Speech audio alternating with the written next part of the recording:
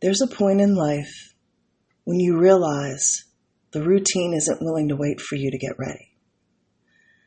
Life keeps moving. Deadlines keep coming. Kids still need you. The work is piling up. And your body still needs care, even when your energy is low.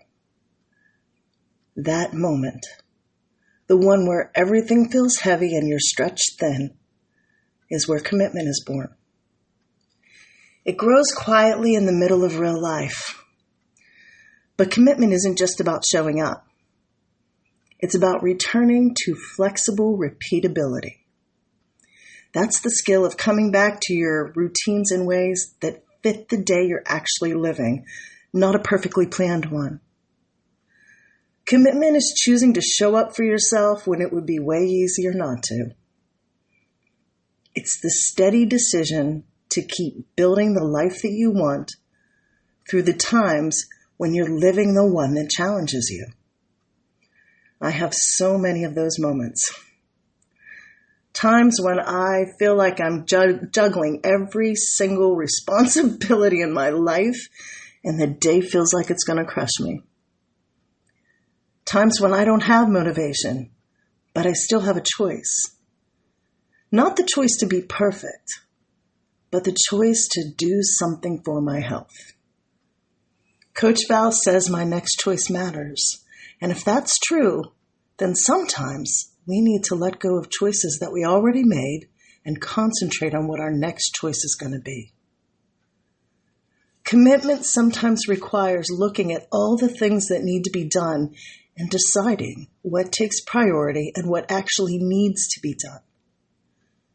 Using flexibility patterns that are repeatable instead of being rigid really, really helps. That's the heart of commitment. It's not about perfection or intensity. It's just about finding ways to be flexible so that the responsibilities can fit into your real life. Today, we're going to talk about what commitment really looks like in the real world, in your training, your education, your health, your routines, and the parts of your life that demand the most from you. And we're going to look at the science behind why small, flexible, consistent choices shape your brain, your habits, and your identity. So let's go. Welcome to episode 53 of Making Mel Health in the Hustle. This podcast is a place where motherhood meets muscle, ambition meets exhaustion, and figuring out how to prioritize my health journey into the insanely beautiful chaos of a busy life is what I talk about. Some days it'll look messy, and other days flawless. But no matter what kind of day I'm having, I can assure you I will tell the truth and do my best to give you some good ideas and insight to help you prioritize your own journey. There is a version of me that shows up in the dark, in the early mornings when most people are still sleeping. A version whose feet hit the floor and fingers hit the keyboard or a piece of heavy metal within minutes of waking. A quiet, often lonely place of solitude where my day begins so that I can navigate the busy season I'm in. Every morning, I center myself. I look at my schedule. I identify what needs to get done for myself, for my daughter, for my people, for my job, for my degree, and then I ask the question that anchors my entire life. What does commitment look like today, realistically? And the key word here is realistically, not ideal or perfect, just workable in today's tapestry. Commitment is the quiet pattern that holds everything else together. It's the reason that I can lift, run a business, raise a child, work full-time, and still show up for school. It's not because I'm superhuman, though I've been accused of that. Sorry, guys, no radioactive spiders bit me. It's because I learned to focus, take it one step at a time, and build systems into my life that allow me to incorporate flexible repeatability into my life. The systems in place support all the organized chaos that I indulge in on a daily. My human nature is still intact, And there are days when staying in bed and Netflix binging is all I want to do, but I have to remember that I want something more. And the life that I want won't be built by staying in bed and hit and play. My brain needs fed. My assignments need to be done. My colleagues need support.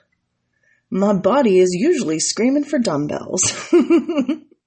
My muscles need to grow, and the kind of food that I choose to eat gives me the energy to do all of it at either a higher level or a lesser level, and I am just not content living in the lesser.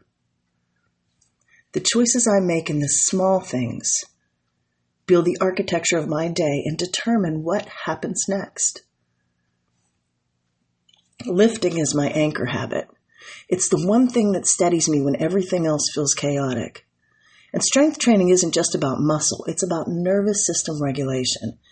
It's about giving your brain a predictable pattern that says you're safe, you're capable, and you can do the hard things. When I lift, I'm not just building strength, I'm building evidence. Evidence that I can finish what I start, that I can push through the discomfort. Proof that I can trust myself to be committed in a way that I know I will follow through, especially when it gets hard. But flexible repeatability has to be in the mix. I don't lift the same way every day. Some days it's heavy. Some days it's maintenance. Some days it's just 20 minutes. Hey, some days it's 5 minutes at the top of every hour while I complete my workday. Some days it's just rest. The commitment isn't to the perfect session. It's a return to what's repeatable. And there's a science piece here too. When you lift, your brain releases dopamine and BDNFs, otherwise known as brain-derived neurotrophic factors. Dopamine is a feel-good chemical the brain releases that makes you want to repeat the behavior. And the BDNF is a protein your brain makes that helps your brain learn faster, remember better, handle stress more easily, feel more motivated, and recover from tough days more quickly.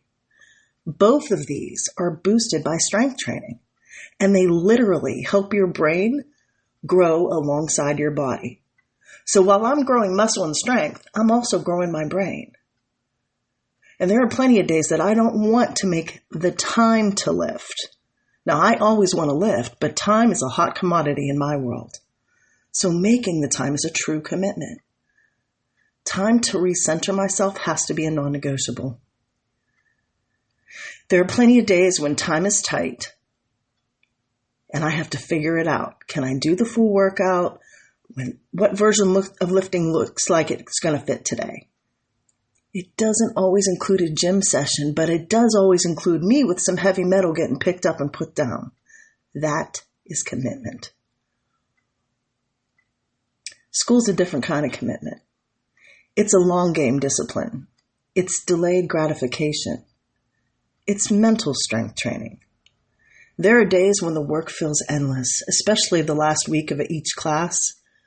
And there are nights when my brain is so fried from everything else I carry, I just don't want to do anything. But showing up for school is showing up for my future self. It's a promise I keep to who I'm becoming. And flexible repeatability matters here. Some days I write full papers, but other days I outline or I set up. I read one paragraph or just research for a few hours. The commitment is to continuing the process every day, not completing it. I'm a 1% better kind of girl.